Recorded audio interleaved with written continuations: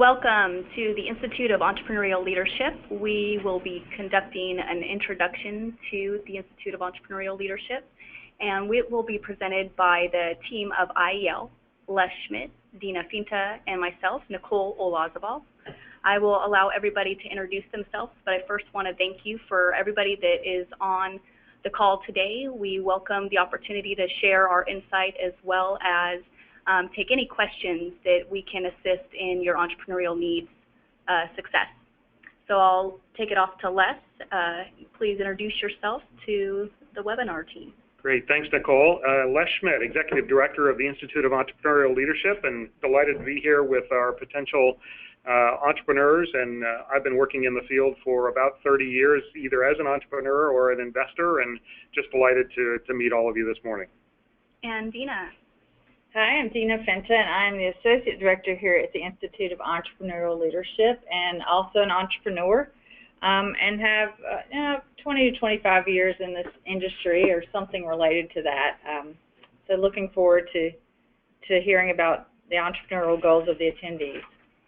And my role at the Institute is the Assistant Director of Outreach and Marketing. My role is really just a broad area of helping entrepreneurs first just understand what the process is of going through our program, finding out and allowing them to know the criteria of what our advanced rigorous program evolves into. And I also do multiple events out in the public eye, the community, to create awareness of our program as well as support the entrepreneurs in the community. So next, we'll just go ahead and start off with our Q&A session and just kind of an understanding of what the Institute of Entrepreneurial Leadership has to offer. So entrepreneurship and entrepreneurs are words that are used in many ways, and maybe we start by defining who an entrepreneur is and who is not. Okay, well, that's an interesting question that we actually get quite a bit, and it's not as straightforward as one might think.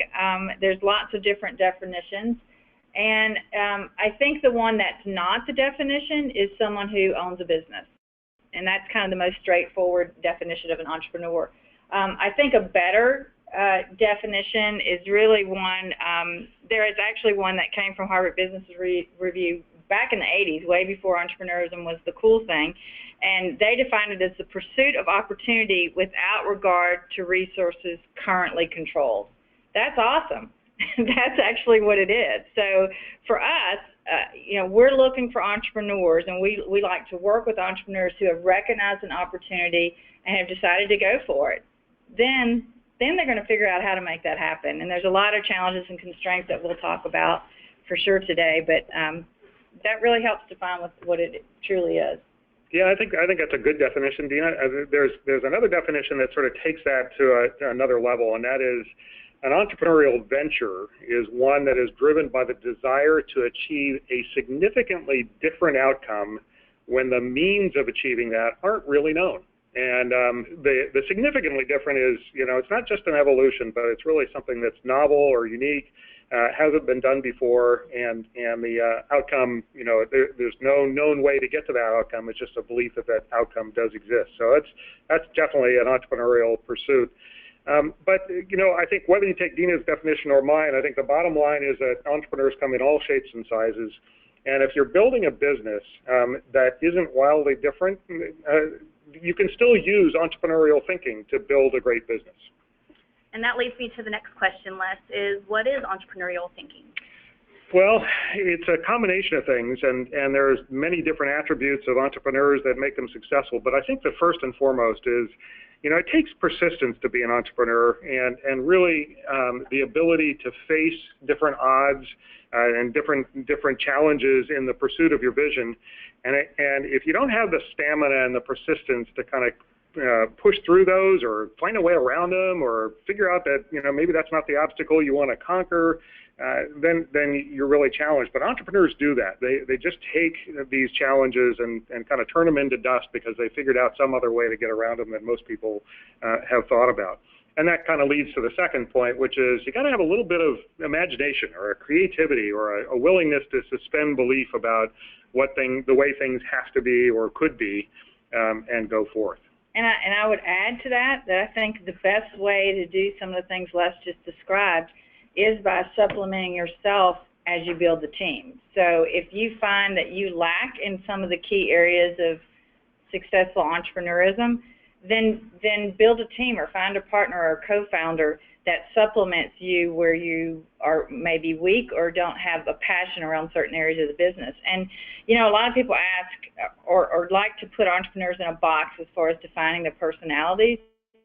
I don't think you can really do that. There's certainly some traits that are necessary to have within the entrepreneurial team, but there is a broad range of personalities, even if you look at some of the most successful entrepreneurs. So don't worry if you're not the Mark Zuckerberg or some of the more famous entrepreneurs that we see about in the news all the time. The team is a key thing that can help you lead you to success as well. Great, thank you so much. And so many, challenges, are at the forefront of entrepreneurs. And could you share with some of the biggest challenges that, we see entrepreneurs struggle with? Well, there's the huge one that we can't not say, which is money, right? Right. So that's among the top challenges that most, I don't know if it would be all, but most entrepreneurs, everybody has to consider it. Some obviously have resources that some of us don't have access to. I think another big challenge is just the unknown. I mean, you're making a leap, and many times people are leaving the sense of security they may have from a full-time job or from whatever they've done thus far. So those are a couple of key things that jump out at me. Yeah, we see entrepreneurs at every stage of the entrepreneurial journey, from startup to people that have established companies and want to take a company in a new direction. And if you're in the startup zone, then some of the daunting challenges might be finding that first employee or that co-founder that you just need to fill out and round out the skills that you have. It might be sort of getting the first customer to buy your product. That's always a big milestone for startup companies. Whereas in later stage companies, the entrepreneur really has a very different challenge, which is taking a company in a whole new direction, and working with the team that's in place to really manage that change and accomplish a new thing. And there's two more things that I'll add on to what Les just said. So beyond the challenges Les just mentioned, the next set of challenges is once you have that first customer and start to experience some success is how do we scale? We did this well with 2 people and 2 customers. How do we get 200 or 2,000? So that's a real struggle, and certainly the finances and the unknown and all of that plays into that. Then the second piece I'll reference is getting the word out. So we have entrepreneurs who are super smart and have a great solution to a valid business problem, but how do people know that they exist? So that's a challenge that we hear for existing businesses and also for startups. Great, thank you. Now, have any of these challenges changed over time? What have you seen? One of the, I think, more interesting changes is in the changes in the world of funding. Just because the classic scenario where entrepreneur goes to venture capitalist, gives them money, and then does IPO somewhere down the road, it's really kind of out the window because there are so many different more shapes of businesses that are entrepreneurial. And now today we have things like direct lending and crowdfunding and angel investors and all kinds of other mediums that can provide a funding source that's right for the specific business and the specific situation. So that's one of the big things that's changed. Yeah, and I would add the second one is somewhat related is technology. With the technology changes now, what you can also throw out the window is old school marketing, like buying advertising in a newspaper or billboards and things like that we used to do 20 years ago or 30 years ago. Now, with the evolution of technology, that can impact your business in every way. And one of the key ways is funding, as Les referenced, as well as marketing through social media channels. So that's a big change. Yeah, it makes it a lot easier to reach your market, that's for sure. So what are some of the opportunities that entrepreneurs can take advantage of today? Well, I think if you see this slide, it kind of answers some of that. We have access to resources that we didn't have access to before as entrepreneurs. Not only are there these amazing online resources and social media outlets to help you get the word out, but also resources for education, for guidance, and even mentorship online. There, the rise of crowdfunding, as Les has referenced, gives those of us who may not qualify for traditional means of financing the opportunity to get that. And then also, the evolution of incubators and accelerator programs, of which we are a part of. That's an amazing resource that entrepreneurs can go and kind of live and work in this entrepreneurial environment that they didn't have access to before, and access to people who have done this before and have succeeded and who have failed, I might add. That's an important piece of it. Great, thanks, Dina.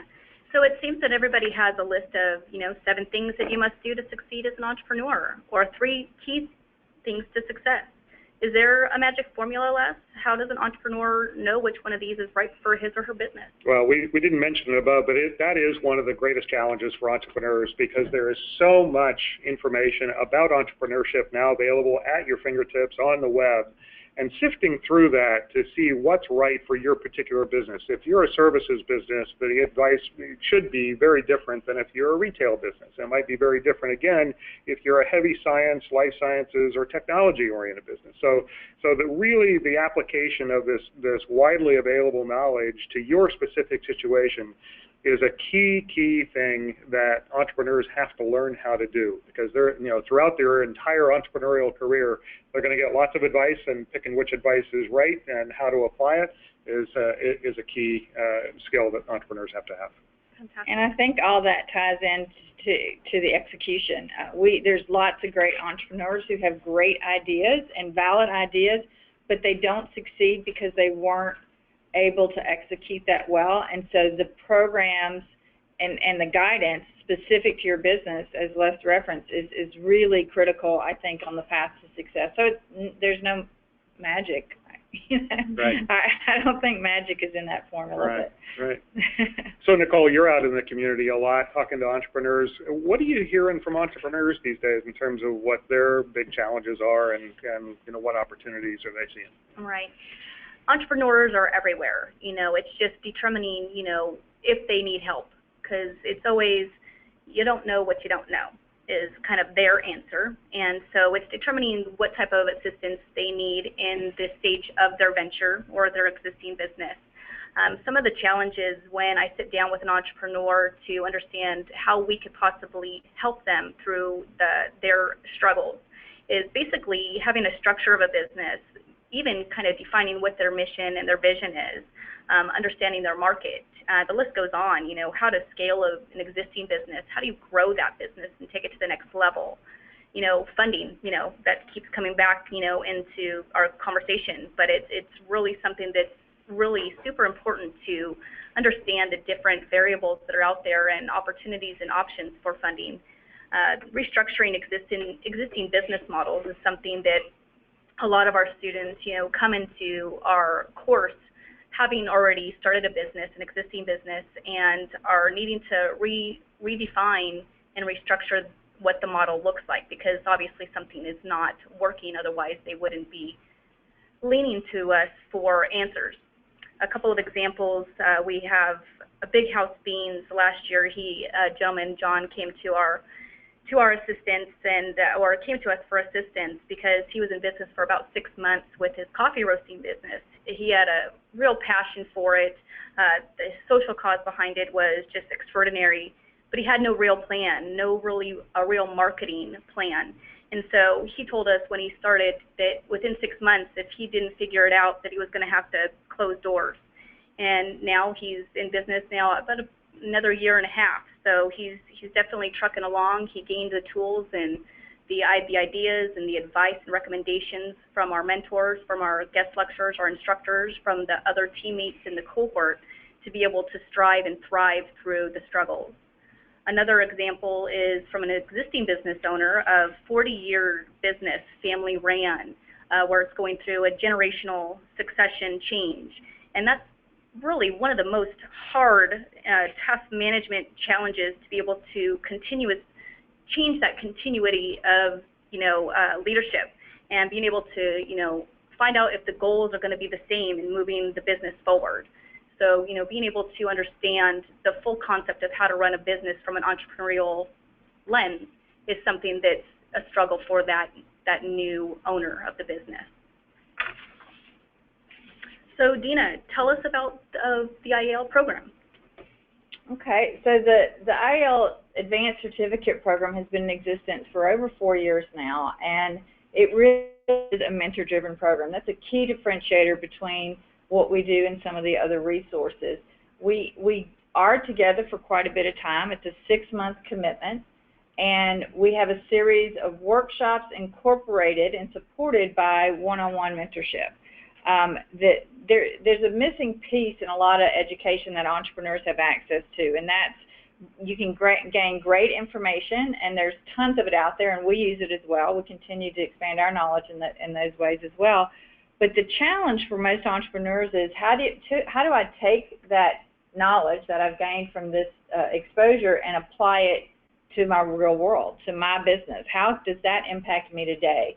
And so that mentor-driven aspect of our program is really key in helping that happen.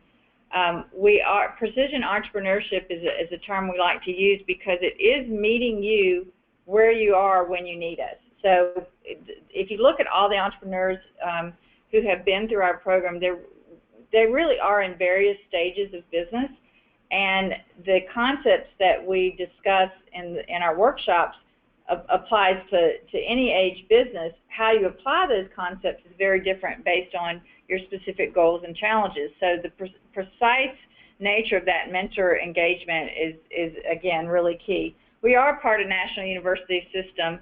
IEL is part of John F. Kennedy University, who has been in existence for 50 years. National University is our parent organization, and they're experts. Our National University are experts on the online learning experience. So we're excited now to be able to reach beyond the Bay Area with our programs and continue to reach entrepreneurs actually internationally and worldwide. So this experience, you don't physically have to come to our offices any longer. We are a Hispanic serving institution. We also work really strongly in our program specifically with veterans, and we're Yellow Ribbon schools so that veterans can certainly use their GI Bill and the university supplements costs that are not covered through that.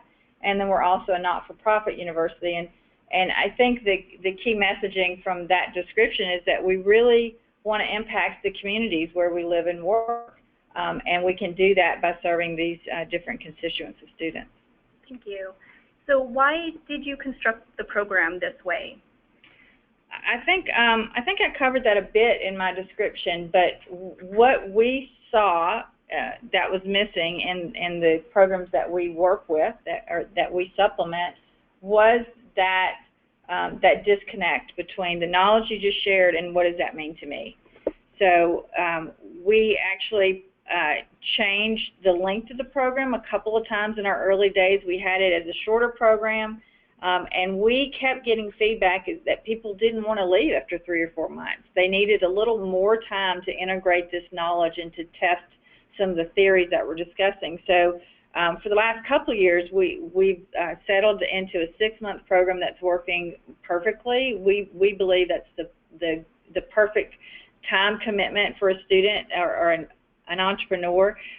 6 months is not very long in the bigger scheme of the life of a business. So if you can commit to that, then we know that you'll feel the impact. The other piece of that is we do offer these in the evenings. So having it available in the evening allows our entrepreneurs and our participants to be able to still run their business full-time if they're doing that, or if some of them are still working full-time, also launching a business, also taking our program. So we do manage the program in a way that's possible. Great. Now, is this program for any entrepreneur?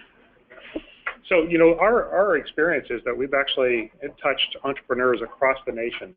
And over the last 4 years, we have had about 200 people businesses go through our program. They've been in 22 states across the country because we do some virtual work. And they've been in all kinds of industries, from construction to technology to services and architecture. It really is a breadth of business participants that have taken advantage of the program. Dina, you want to talk a little bit about what we look for specifically in applicants? Yeah, that's a good question.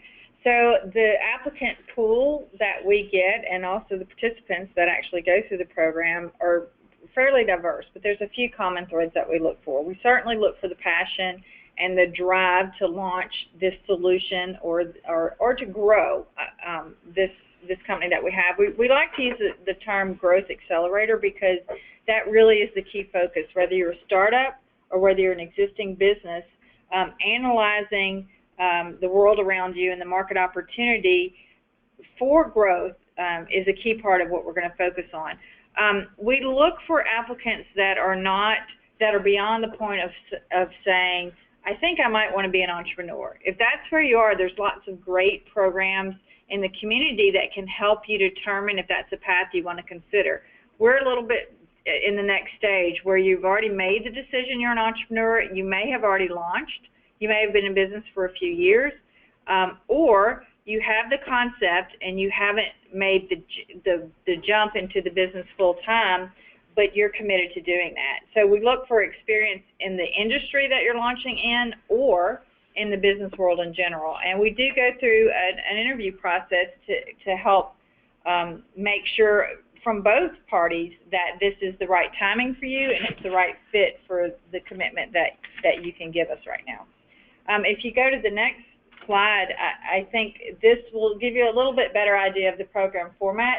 To the left of the screen, you'll see some of the more common topics that we cover, and if you think about these topics, they are applicable to a startup or an existing business. Building a team, engaging employees, blue ocean strategies, Les talked about that quite a bit earlier. How are you different? How are you better? How are you quicker? Why is the consumer or a customer going to choose to work with you versus the person sitting next to you who has a similar idea? So all of those things, topics, this is a partial list of the topics that we'll discuss. Another key part of this experience is the instructors or the faculty that you're going to be working with are not instructors or faculty who have been in the academic world long term. The reason that's important here is that to successfully help you kind of navigate the waters of entrepreneurship, we feel like you need to learn from people who have done it before. So everybody that is involved in teaching or leading these programs have been entrepreneurs themselves before, at least once. Some of our instructors have done it multiple times. Some have failed, some have succeeded, some have made a lot of money, some have not made a lot of money. So it's quite a mix, and all of those experiences give us valuable lessons to help guide you through some of these processes. The leadership of the program is a team. It's a team approach. There are core instructors that are the constant instructors, but we bring in lecturers and entrepreneurs who are actually running businesses today to come in and supplement our conversation so that you're hearing up-to-the-minute challenges and opportunities that they've experienced. So that's an important part. We do meet weekly, and it is interactive.